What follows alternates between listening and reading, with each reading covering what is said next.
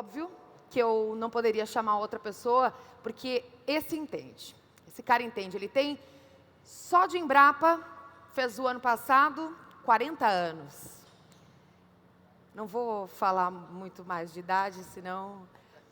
Ele foi responsável por toda a questão de transição de conhecimento do Sul para o Cerrado brasileiro. Sérgio Abud, vem para o palco do Getap. Muito bom dia para você. Palmas para o Sérgio.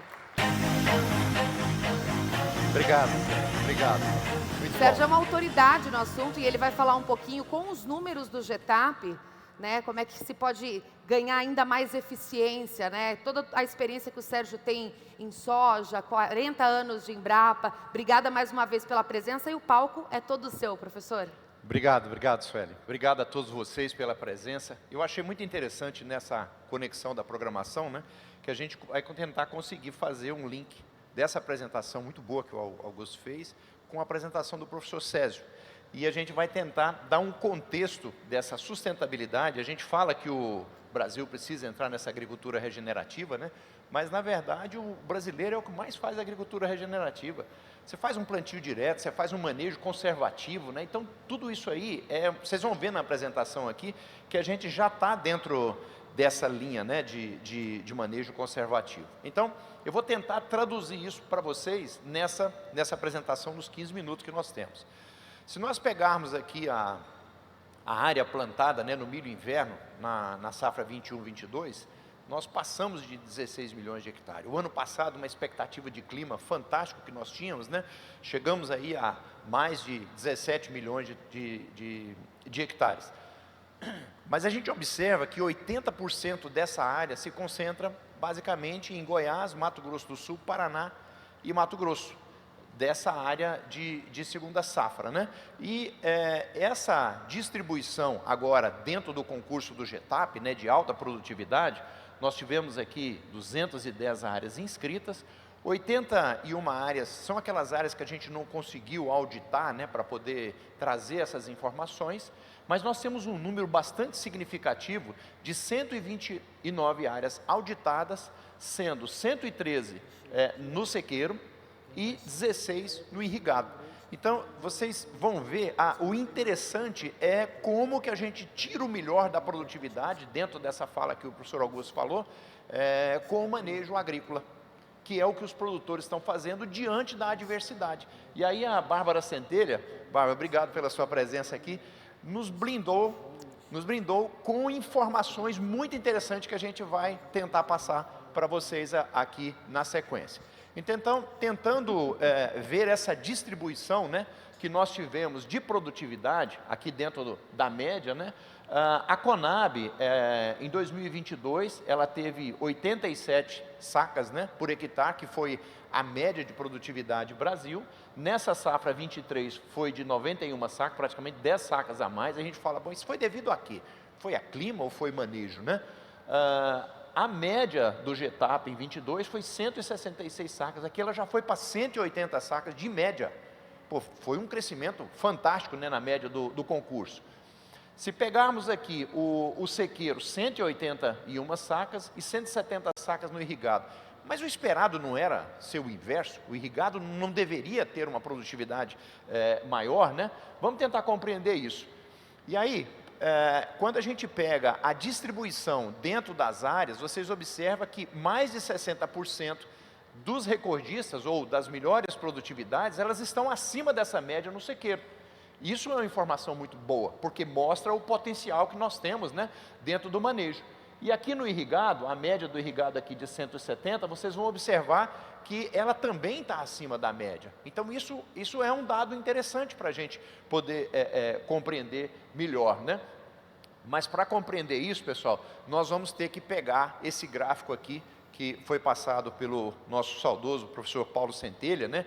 E aí, Bárbara, você me desculpe se eu falar alguma coisa fora, né? Mas a gente tem aqui os níveis de produtividade em sacas por hectare, e nós temos os tipos de produtividade. E aí eu queria uma atençãozinha especial de vocês para a gente poder continuar depois compreendendo isso. A produtividade potencial do milho, segundo os dados que a Bárbara nos trouxe para essa safra passada, ela chegaria a 400 sacas por hectare, isso potencialmente.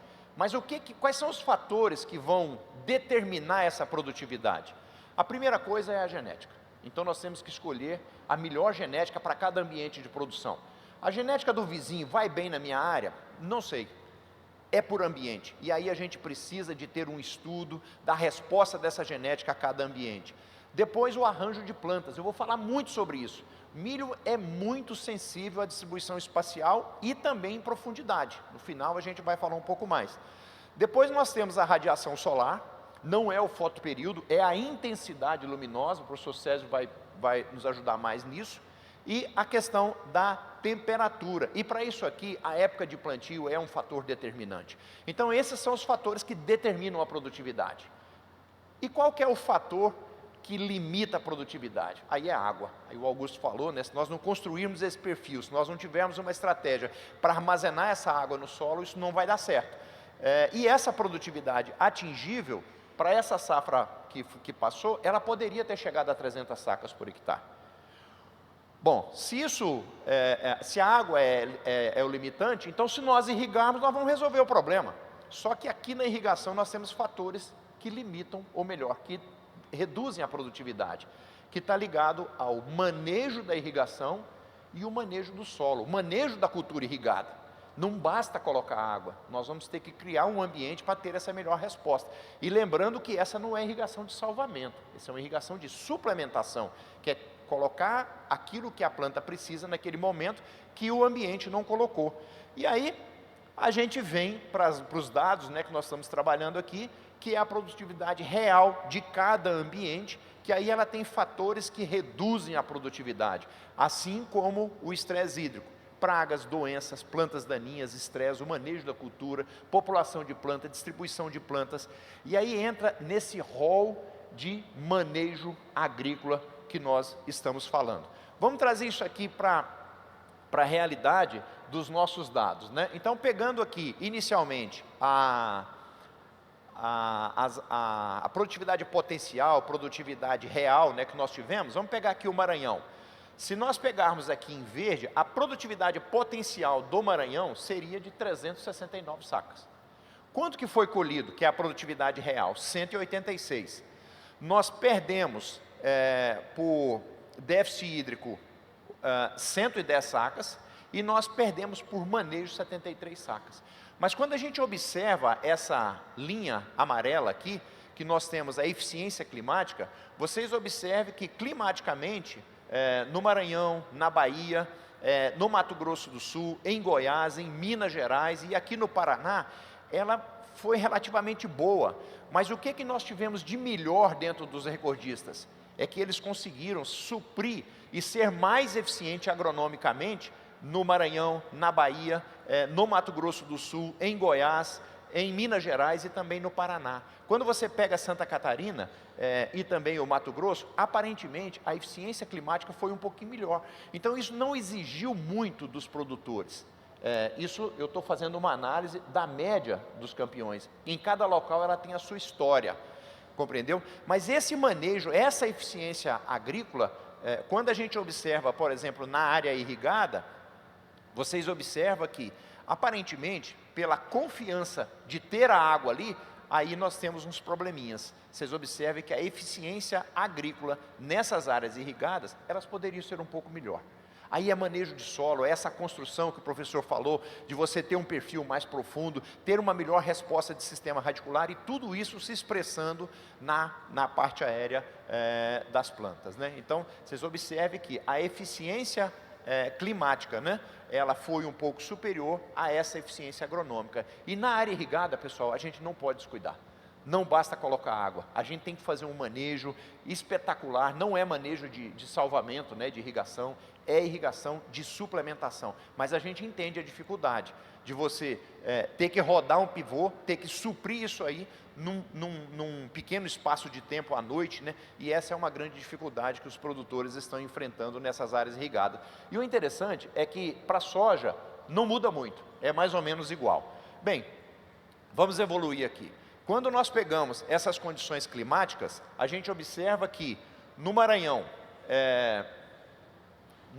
na Bahia, aqui, ó, em Minas Gerais, e de certa forma também no Mato Grosso, mas principalmente no Maranhão, na Bahia e em Minas Gerais, a chuva cortou no final. Então, quando a chuva corta e nós temos uma temperatura que ela foge do ótimo para o milho, que é ali na casa dos 20 graus, aí nós não temos aquela funcionalidade da planta no final para poder encher o grão. E aí vem algumas estratégias que a gente tem dentro do manejo agrícola de você melhorar essa resposta da planta. Mato Grosso é interessante porque vocês observam que, apesar da chuva ter ficado um pouco abaixo da média, mas as temperaturas, aparentemente, elas ajudaram um pouco naquele ambiente, e aí a gente teve umas produtividades muito boas. Então, essa relação temperatura e água e luminosidade para o milho, ela é fundamental. E aí, dentro das estratégias de manejo, a gente precisa de ter melhores respostas para poder tirar um potencial produtivo melhor. Então, aqui em verde, nós temos a produtividade média por estado, né? Segundo a Conab, aqui é a média geral. E aqui em azul é o que nós tivemos de ganho no manejo da lavoura, que chegou aos testes produtivos. Então, por exemplo, pegando aqui a Bahia, vocês observem que a média da produtividade da Bahia chegou a 180 sacas, mas a resposta para aquele ambiente foi de 53. Se pegarmos aqui Mato Grosso, ó, a média que entregaria o ambiente lá seria 114, mas chegou a uma produtividade de 192. O que é isso? Isso é eficiência agronômica que nós estamos tendo nas nossas áreas, né? Nós falamos da questão da distribuição de plantas, né? A média de idade das semeadoras, por exemplo, em Mato Grosso do Sul e São Paulo, é um pouco acima de 4 anos. Mas, em geral, aqui, as nossas semeadoras estão aqui com 2,6 anos de média, né? E as colhedoras, ó, elas estão aqui na faixa de 3 a 4 anos, né? Tirando a Bahia, né, e Santa Catarina, que o tempo de uso dessas colhedoras é um pouco maior. O que quer dizer isso? Pessoal, ontem eu estava até conversando no jantar, né? Profundidade de semeadura, distribuição de plantas por metro quadrado é fator fundamental para o milho. Competição entre plantas, ela pode reduzir a produtividade. Então, essa distribuição espacial e também em profundidade, ela é muito importante. E o que dá isso? A qualidade e a qualidade do manejo que é feito, né, com o uso dessas máquinas, né? E aqui na colheita, nós podemos perder de 5 a 10 sacos tranquilamente, é só você aumentar a velocidade. Antigamente a gente colocava o pessoal para coletar milho depois, hoje não dá mais para fazer isso, né? Então esse milho que sobra, e aí Césio, vem o problema da cigarrinha, né, que é milho nascendo ali, e é uma série de problemas que a gente tem com esse uso. Aqui voltando, né, se nós pegarmos o ganhador do GETAP do inverno de 21, o esperado dele o recomendado era 65 mil plantas, ele colocou 62, produziu 241 no ambiente de produção dele, né? Em 22 era 78, ele colocou 82, melhorou a produtividade. Aí quando foi para essa safra, o recomendado era 75, ele foi para 90, e aí caiu um pouco. Aqui tem influência do ambiente também, né? A população de planta, ela responde ao ambiente. Se você tiver luminosidade menor, aumentou a população, você pode, de alguma forma, comprometer. Então, essa relação do número de plantas ou do arranjo de plantas com a população, ela é muito importante. Então, aqui, quando nós pegamos a média de população de plantas, Maranhão, Bahia, vocês observam que ela está muito próximo do obtido e do recomendado.